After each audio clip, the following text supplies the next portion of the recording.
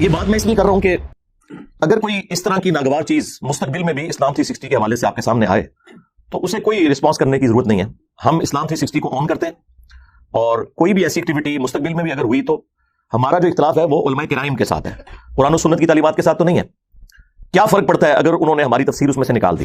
اور یہ یاد رکھیے گا, آج تک نہ کوئی ٹی وی پروگرام, نہ کوئی پوڈ کاسٹ, نہ کوئی انٹرویو, کوئی ایک بھی ایسا نہیں ہے جو میری مرضی سے ہوا ہو. مجھے مجبور کیا گیا کہ جی ٹائم دیں, ہم نے بات کرنی ہے. باقی لوگ تو زبانیں ہانپتے ہیں نا فیم کے لیے, ہمارے پیچھے لوگ پڑے ہوتے ہیں, ہم انکار کرتے ہیں.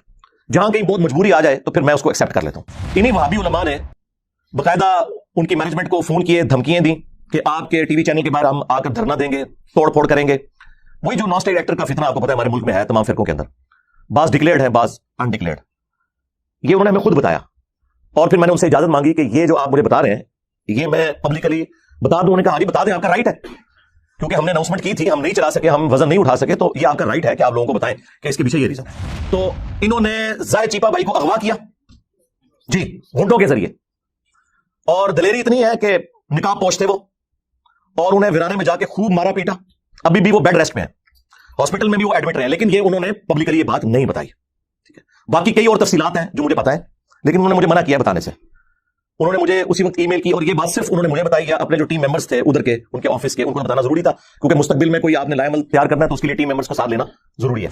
تو میں نے انہیں ایک ہی بات کی, میں نے کہا میرے بھائی ہمیں اس وقت اسلام 360 اور آپ کی زندگی عزیز ہے, آپ مہربانی فرما کے اسے وقتی طور پہ یہاں سے نکال دیں اگر اس میں یہ خوش ہوتے ہیں.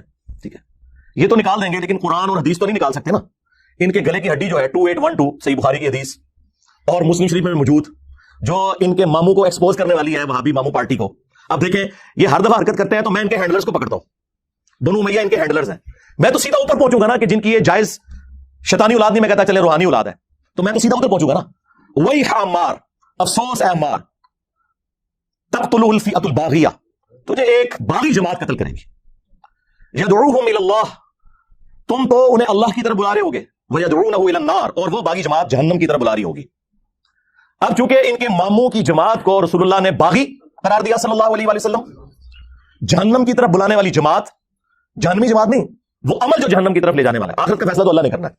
ان 12 سالوں کے اندر پوری ماموں پارٹی کی مٹی پلید ہو گئی ہے قرآن بخاری اور مسلم کی روشنی میں. نہ تو ہم ان غالی شیعہ رافضیوں کے ساتھ ہیں جو صحابہ کرام کے اوپر لعن طعن کرتے ہیں, اور نہ ان ناصبیوں کے ساتھ ہیں جو ماموں کے دفاع میں قرآن بخاری مسلم کا انکار کرتے ہیں اور اپنی آخرت کو برباد کرتے ہیں. اہل سنت کا منہج یہ ہے کہ ہم قرآن و سنت کے دلائل کی روشنی میں جو کچھ ہمارے نبی نے فرمایا صلی اللہ علیہ وسلم, ہم اس پہ ایمان رکھتے ہیں, چاہے رسول اللہ کے زمانے کا کوئی انسان ہو یا آج کا, جو بھی رسول اللہ کے فرمان کے ساتھ بغاوت کرے, ہمارے دل میں اس کے لیے کوئی ایکسٹراڈنری محبت کے جذبات نہیں ہے. اس کی وجہ یہ ہے کہ ہم نے محبت کی تھی اللہ اور اس کے محبوب علیہ السلام کی وجہ سے. جو اللہ اور اس کے رسول کے ساتھ غداری کرے, بغاوت کرے, صرف اتنا ہی کافی ہے کہ ہم اس کا نام احترام سے لے لیں, دیٹس آل. میرے علاوہ اس پلانٹ ارتھ پہ کوئی اور شخص پروڈیوس کرے جو حضرت علی کا دفاع کرتا ہو اور حضرت معاویہ رضی اللہ تعالیٰ عنہ کو رضی اللہ عنہ کہتا ہو, ٹائم قیامت تک سے. ہم پہ جھوٹے الزام لگاتے ہیں کہ جی ہم صحابہ کرام کا احترام نہیں کرتے, الحمدللہ ہم کرتے ہیں, لیکن اگر آپ یہ کہیں کہ ہم ان لوگوں کو خلفائے راشدین کے برابر کر دیں تو وہ تو اللہ کے نبی نے نہیں کیا, بھائی میں کیسے کر سکتا ہوں صلی اللہ علیہ وآلہ وسلم. اب میں نے زاہد بھائی سے ریکویسٹ کی کہ میں سارا خرچہ اٹھاؤں گا, وکلاء کا بھی پورا پینل ہمارا تیار بیٹھا ہے کراچی میں, اور وہ کہہ رہے ہیں کہ آپ صرف ہمیں ایک دفعہ اشارہ کریں, ان وہابیوں کو لاہور سے ہر 15 دن بعد آ کے انگوٹھا لگانا پڑے گا کراچی میں, جب ان کو ضمانت لینی پڑے گی نا, اور جب تک یہ کیس چلے گا, کیس 5-7 سال سے کم ختم نہیں ہوتا, اسی طرح ذلت اور خواری کاٹتے رہیں گے. لیکن وہ زاہد بھائی تیار نہیں ہوئے, وہ کہتے ہیں کہ میں اس معاملے میں آگے نہیں جانا چاہتا, میں ملک ہی چھوڑ دوں گا. وہ بیچارے اتنے اس حوالے سے ڈسارٹ ہوئے. ہونا تو چاہیے جب آپ گمراہ لوگوں کی, وہ بندہ جو تمہارے پیچھے نمازیں پڑھتا ہے, تمہیں چندے دیتا ہے, سارے فرقوں کو, بریلوی, دیوبندی, اہل حدیث, شیعہ, تم ایک دوسرے کو کافر سمجھتے ہو, ایک دوسرے کے پیچھے نماز پڑھنے کے قائل نہیں ہو, آپس میں تم نے ایک کیا ہوا ہے. تو یعنی عوام کو تو یہی میسج آ رہا ہے کہ سارے گمراہ ایک جگہ جمع ہوئے ہیں, اپنی اپنی دکانیں چلا رہے ہیں. ہونا تو چاہیے تھا باقی لوگوں کے بھی نام لیتا, نام صرف میرا لیا اس لیے کہ اسے پتا تھا کہ اس نے کون سے نان اسٹیٹ ایکٹر بھرتی کیے ہوئے ہیں کہ یہ میرے کو چڑھائی کریں گے. اگر وہ لیتا نا نام بریلویوں کے کسی بڑے کا, تو ٹی ایل پی والے پہنچ جاتے ہیں اس کی طبیعت صاف کرنے کے لیے. یہ جو 2 گنڈے ہیں نا بھائی لاہور والے, ان کی ضرورت نہیں ہے. ٹی ایل پی والوں کے سربراہ ہیں, انہیں کہا سورہ سور, ان کی ضرورت نہیں ہوئی کہ بول سکے. میرے بھائی ڈاکٹر سرار صاحب کا بیان القرآن میں 3 دفعہ سن چکا ہوں, 20 سال انہوں نے بیان القرآن ریکارڈ کروایا, اور آخری ریکارڈنگ ہے جو آپ دیکھتے ہیں 1999 والی, اس میں کئی جگہ غلطی ہیں. میں نے تو آج تک نہیں, وہ غلطی ظاہر ہے پرونونس کرنے میں ہو جاتی ہے, زبر کو زیر پڑھ دیا, اس میں کون سا مسئلہ ہے. غلطی یہ ہوتی ہے کہ پورا قرآن ہی غلط پڑھ رہا ہوں. میں نے چیلنج کیا تھا کہ تم نے جتنے لوگ امیر بنائے ہیں نا اپنے, بریلویوں کے مفتی منیب الرحمان صاحب, دیوبند کے مفتی تقی عثمانی صاحب, اہل حدیث کے ساجد میر, قرآن کا رینڈملی کوئی صفحہ کھولیں, ٹھیک ہے, اور تلاوت کریں, میں بھی کرتا ہوں, فیصلہ آپ نیوٹرل بندے سے کروا لیں. نہ میری جیسی قرات کر سکتے ہیں, نہ ان کی عربی پروننسیشن درست ہے, یہ تو مجہول پڑھتے ہیں. ہم نے ایک ایک ٹاپک پہ بتایا کہ یہ آیت فلاں کی دلیل ہے, یہ آیت فلاں فرقے کی دلیل ہے, وہ اس میں سے یہ صحیح رزلٹ نکالتا ہے, وہ اس میں سے یہ صحیح نکالتا ہے, فلاں اس میں سے فلاں غلط رزلٹ نکالتا ہے, اور آپٹیمل سولوشن یہ ہے. یہ کام اس پلانٹ ارتھ پہ ہم سے پہلے نہ مرے ہوئے میں نہ زندہ لوگوں میں کسی نے کیا. آپ تو سینے کھول کے پڑھ لیں. میں حالانکہ پورے لیکچر دے سکتا ہوں ان کے پرانے بزرگوں کے بارے میں بھی اور موجودہ بزرگوں کے بارے میں بھی کہ کیا کیا بلنڈر انہوں نے کیے ہیں, لیکن ہم یہ نہیں کہتے. سب کا رائٹ ہے یار, آپ بات سنیں. دنیا میں صرف میں ہوں جو یہ کہتا ہوں سب کی بات سنیں, اور اس کے بعد جو بات آپ کو قرآن سنت کے مطابق لگتی ہے لے لیں, جو نہیں لگتی وہ چھوڑ دیں. یہ کہتے ہیں آپ سب کو سنیں, انجینئر کو نہ سنیں.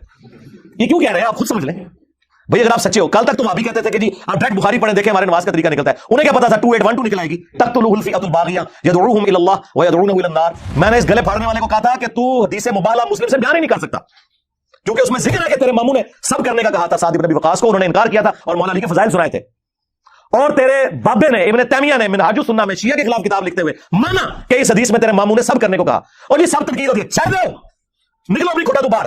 صحیح مسلم میں میرے امام مسلم نے, جس کی کنیت سے تمہیں چڑ ہو, ابو الحسین, ہاں ابو الحسین مسلم بن حجاج القشیری نے اس کے فوراً بعد حدیث لی, غدیر خون کی حدیث 6228 تک 6225 سے, اور اس کے بعد 6229 میں لکھا کہ بنو امیہ کہلواتے تھے لعن اللہ ابو تراب, ابو تراب پر لعنت. تو تنقید گالی نہیں, اس سے بڑی بات لعنت بھیجتے تھے. اللہ کی لعنت, اللہ کے فرشتوں کی لعنت, تمام لعنت کرنے والوں کی لعنت ہو جو اہل البیت کے اوپر لعنت کرواتے تھے. آمین. تم لوگوں کا حشر ان کے ساتھ ہو, اور ہمارا حشر جو ہے وہ اللہ کے نبی علیہ السلام, ان کے جانثار خلفائے راشدین صحابہ کرام اور اہل البیت کے ساتھ ہو علیہ السلام اجمعین. آمین. سیدھا سیدھا شرک کی طرف لے جانے والی بات ہے. انہوں نے تفسیر میں لکھا ہوا ہے اور اسلام 360 میں ڈلی ہوئی ہے, میں نے نکال کے نکالے, اور نہ کسی بابی کی ضرورت ہوئی ہے کہ کہیں نکالو. انہوں نے لکھا ہے کہ جو اولیاء اللہ سے بھی مانگا جاتا ہے نا, یہ بھی اللہ ہی سے مانگنا ہے کیونکہ پیچھے اللہ ہی ہے. ہاں اندازہ کریں, توحید کی باری آئے تو پیچھے اللہ, سنت پہ چلنے کی باری آئے تو آگے بابے کہتے ہیں پیچھے حضور ہی نے, اللہ بھی پیچھے رسول بھی پیچھے. اللہ کے بندو ڈر جاؤ, عزتیں اویل کی ہیں تم نے اللہ اور اس کے رسول کے نام کے اوپر, چندے بٹورے ہیں, جائیدادیں بنائی ہیں اللہ اور اس کے رسول کے نام کے اوپر, عز و جل صلی اللہ علیہ وآلہ وسلم, سواریاں سوار کی ہیں مکے اور مدینہ کے نام کے اوپر, اور پھینکی ہیں جا کے دیوبند شریف, بریلی شریف, اجمیر شریف, بغداد شریف میں. غدار ہو تم اپنے نبی کے, بالکل, ہمیں کوئی شک نہیں ہے. اس لیے آپ ہمارے پیشن کے لیول کو دیکھ رہے ہیں کہ دن بدن رائز کر رہے ہیں, کیونکہ دن بدن ہم پہ حقیقت کھل رہی ہے کہ میرے نبی صاحب ہے کوئی نہیں, تیرے بابے تھے.